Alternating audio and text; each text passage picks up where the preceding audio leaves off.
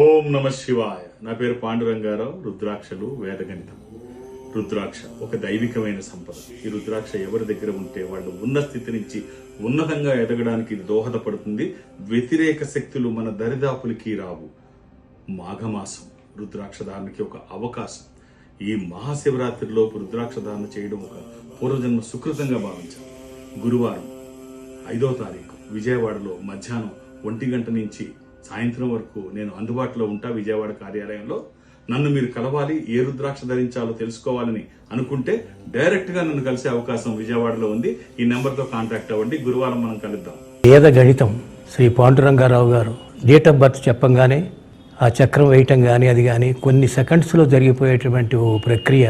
అలాంటి వారు మనకి ఇప్పుడు ప్రస్తుతం ఒక్క పాండురంగారావు గారే ఉన్నారేమో అని నాకు అనిపిస్తోంది.